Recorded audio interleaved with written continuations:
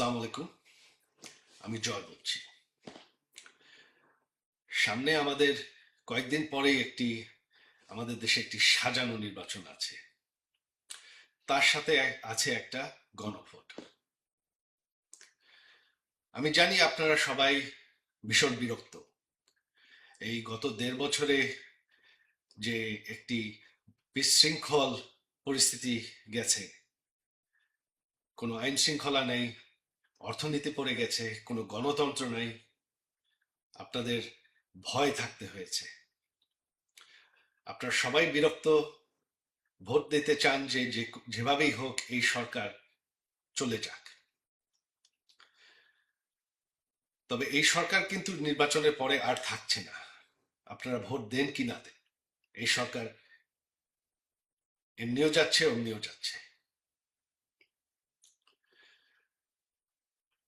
তবে এই নির্বাচনটি হচ্ছে একটি সাজানো নির্বাচন। এখানে আমাদের দেশের অর্ধেক দলদেরকে বাদ দেওয়া হয়েছে। শুধু আওয়ামী লীগ তো না, যত স্বাধীনতার সপক্ষের দল তাদেরকে বাদ দেওয়া হয়েছে, যত প্রগতিশীল দল তাদেরকে বাদ দেওয়া হয়েছে। শুধুমাত্র বিএনপি জামাতকে ক্ষমতায় বসানোর জন্য এই নির্বাচন হচ্ছে।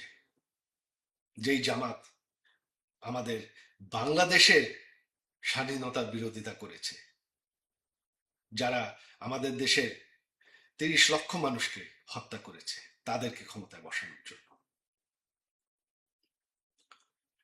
আমি জানি আপনারা আরো বিরক্ত রাজনৈতিক সংকটের উপর। আপনারা সংস্কার চান, তবে সংস্কার কিন্তু গায়ের জোরে একতফা করলে টিকে না, ঠিক হয় না। এইটা আমাদের ৭৫-এর পর যারা সামরিক শাসন করেছেন তারাও চেষ্টা করেছে ঠিক সেই গণভোট করে সংস্কার করে রাজনৈতিক উন্নয়ন আনতে। তাতে কি হয়েছে? তাতে আমাদের গণতন্ত্র আরো দুর্বল হয়েছে। এই গণভোটে পর আমাদের গণতন্ত্র আবারও দুর্বল হয়ে যাবে। রাজনৈতিক সংকট, সংঘর্ষ আবার ফিরে আসবে। আজ হোক কাল হোক আবারও আন্দোলন হবে, আবারও এরকম পরিস্থিতি ফিরে আসবে। গণতন্ত্রের উন্নয়ন হতে সময় লাগে।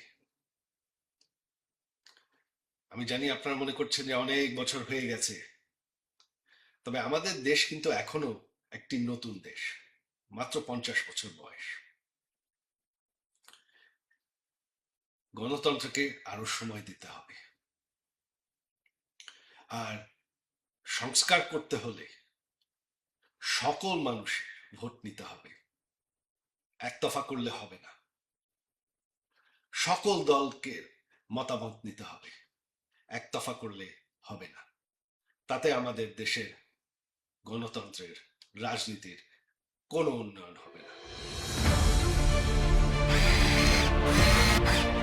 আলোতে থাকুন, ফোকাসে থাকুন, হাত রাখুন প্রজন্মের হাতে।